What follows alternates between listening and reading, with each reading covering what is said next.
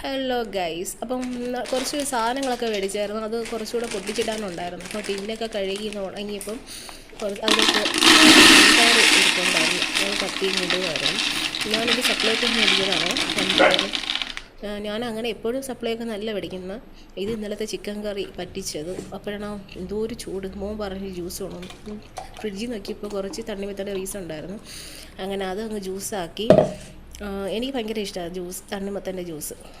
അപ്പം മറ്റുള്ളത് ജ്യൂസ് അടിക്കുന്നതിനെക്കാട്ടിയും തണ്ണിമത്തൻ്റെ ജ്യൂസാണ് കൂടുതലിഷ്ടം. തണ്ണിമത്തൻ്റെ ജ്യൂസൊക്കെ കുടിച്ചപ്പോഴോർത്ത് നാളത്തേക്ക് കാപ്പിക്കൊന്നും അരി വെള്ളത്തിയിട്ടില്ലല്ലോ. അങ്ങനെ നാളെ അപ്പം ഉണ്ടാക്കാമെന്ന് വിചാരിച്ചു. അപ്പം അതിൻ്റെ ഒരു നാഴി പച്ചരി നാഴി കുറച്ചുകൂടി ഇട്ട്, പിന്നെ ഞാൻ തേങ്ങയല്ല അപ്പത്തിന് അരയ്ക്കുന്നത്, കുറച്ച് ഉഴുന്നിട്ടിട്ടാണ് അരയ്ക്കുന്നത്. പിന്നീട് നമ്മൾ ഒരു ഏത്തൻ്റെ കൊലയും കൂടെ വെട്ടിയായിരുന്നു. അപ്പം ആ വാഴ വെട്ടിക്കളഞ്ഞില്ല. അങ്ങനെ അതൊക്കെ വെട്ടിക്കളഞ്ഞ് കുറച്ച് തുണി വറക്കാനുണ്ടായിരുന്നു.